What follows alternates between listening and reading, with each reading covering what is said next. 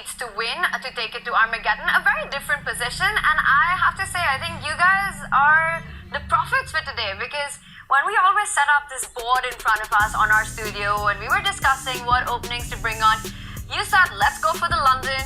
And my feeling is this is coming out of a d4, early bishop f4, but the knight decides to develop another way. Not just that, Tanya. Guess what type of London? This is a shout out to James Canty. It was the Jabava London. And we'll go back and show how we got this opening. Actually, we did predict it. We have a board here in the studio just in front of me, a physical board, and we set up this opening before today. But this is the current position. We'll break it down in a moment. Let's backtrack all the way to move one. We saw pawn to d4 from Hikaru Nakamura, and first choosing the London system, a pure London with the bishop coming out to this beautiful diagonal on f4, but now bring the knight out to c3. Maybe a testament to our good friend James out there. Canty for the win, and the whole idea, there are ideas of bringing kind of your knight forward to b5, and okay, the game went on, of course. Let's catch up with the current position. Bishops have been traded off, a set of other minor pieces as well. Hikaru does have an ugly kind of backward weak pawn here on e6, but not easy to attack, and because it's so closed, because it's so blocked in the center, actually black's knights might thrive long term.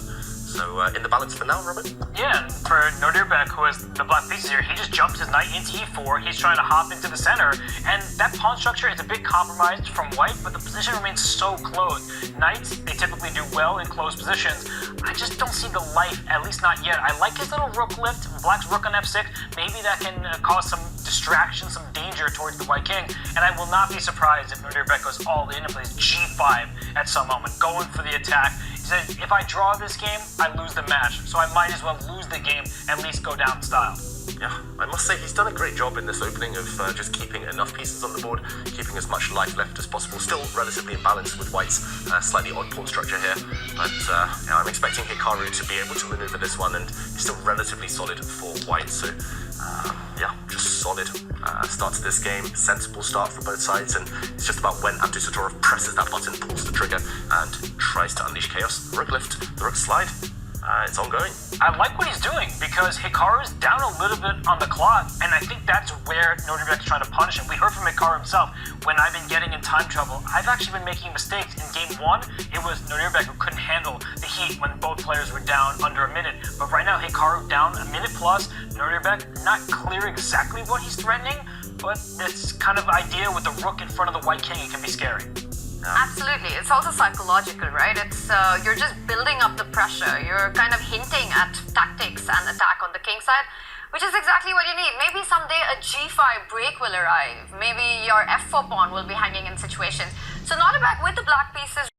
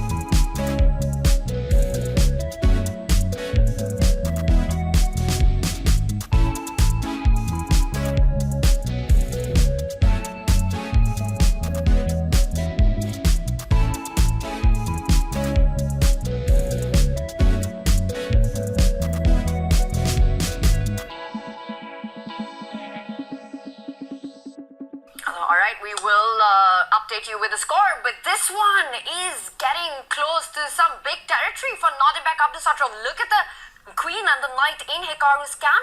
Hikaru on the defense. And look at the clock. Hikaru under 10 seconds, playing against over 2 minutes.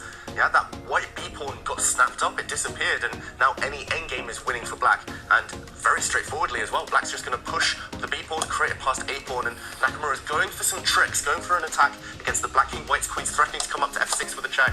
But first, black is the one giving checks. And wow, Nakamura is so strong at fighting here. But why is Nodirbek? He's making his move so quickly. It's a good thing that he's paused right now. He's got an extra 2 minutes on the clock. He needs to use those judiciously. He has to try to wrap up this as quickly as possible. Nodirbek stops any infiltration of the queen on the f-file. Now he has it under control, but what's so difficult as a player is balancing when to play quickly and when to pause. I think at moments, Nodirbek has moved too quickly. Then he's paused and spent a lot of time, and you think, why didn't he actually punish Hikaru on the clock? Right now, Hikaru's clock has been his worst enemy, and look at this, 93. There is a checkmating net that has been weaved around the white king. It's unfortunate for Hikaru, not going to be his game. We will see Armageddon.